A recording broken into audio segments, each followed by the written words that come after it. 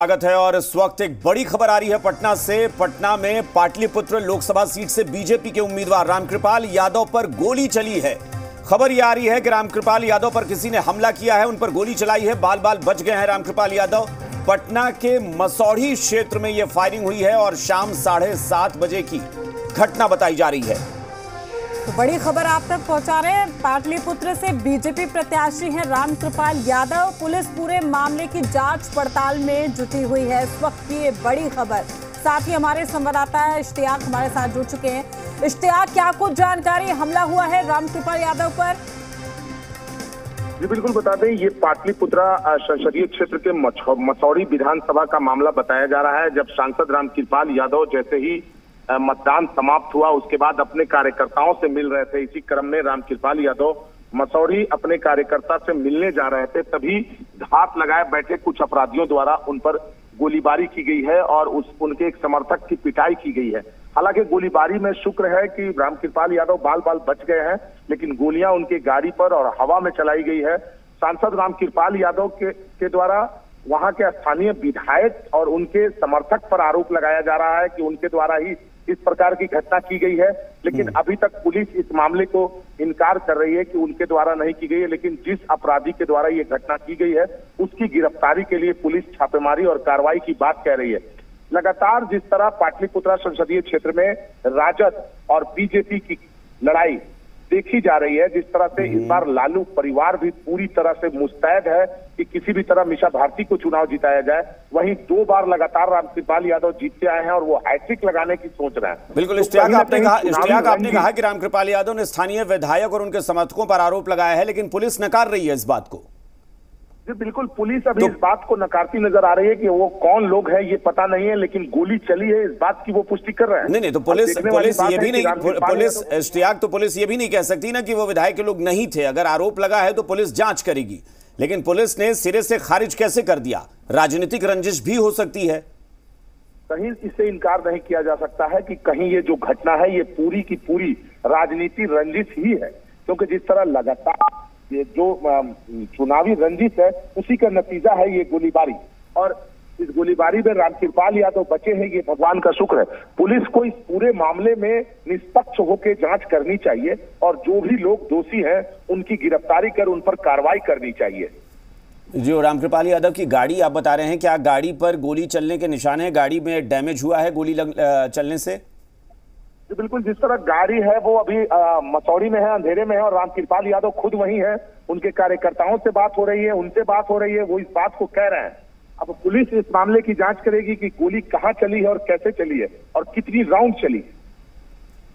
जी, तो ये बताइए कि फिलहाल मतलब पुलिस ने क्या मामला दर्ज कर लिया है इस मामले में?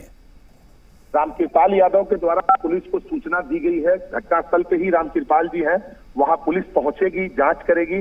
अब रामकृपाल यादव के द्वारा किस तरह आवेदन लिखकर दी जाती है, ये तमाम चीज यानी अभी एफआईआर की प्रक्रिया या कोई मामला भी दर्ज नहीं हुआ है आधिकारिक तौर पर?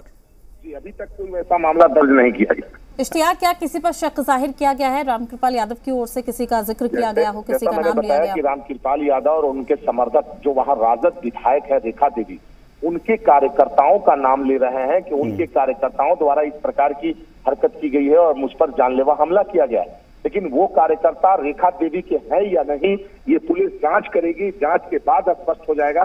लेकिन फिलहाल जो सांसद है वो आरोप राजद विधायक पर लगा रहे हैं। जी, क्या आपकी बात हुई है रामकृपाल यादव से इश्तियाक इस बारे में?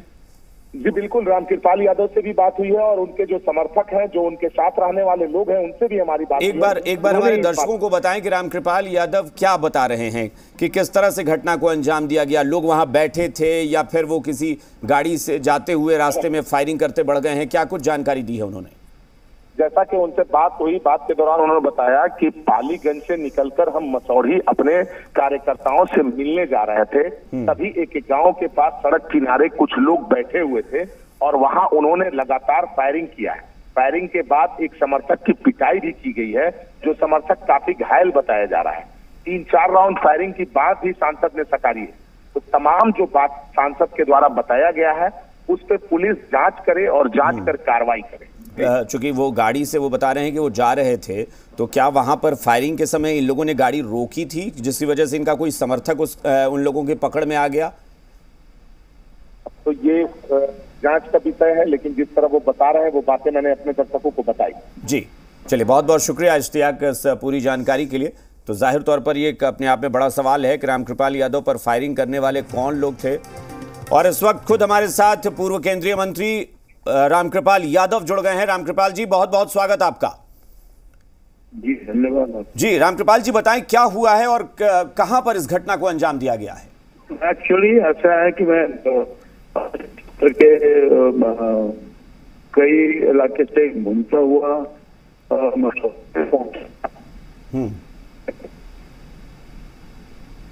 रामकृपाल जी, आपकी आवाज थोड़ी सी, मुझे लग रहा है नेटवर्क इशू है। जी रामकृपाल जी,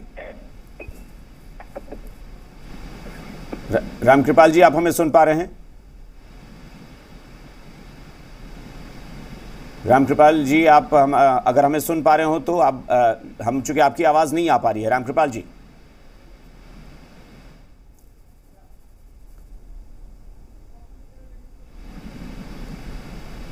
लगता है कुछ नेटवर्क इशू है और इस वजह से आवाज नहीं आ रही है। रामकृपाल जी हमारे साथ जुड़े हुए हैं। रामकृपाल जी, आप सुन पा रहे हैं हमें? चलिए, फोन डिस्कनेक्ट हो गया है। रामकृपाल यादव जी हमारे साथ जुड़े थे। रामकृपाल यादव, आपको बता दें कि 2 बार से लगातार सांसद हैं और केंद्रीय मंत्री भी रहे हैं पिछली कैबिनेट में। यहां रुकेंगे एक छोटे से ब्रेक के लिए, जल्द हाजिर होंगे।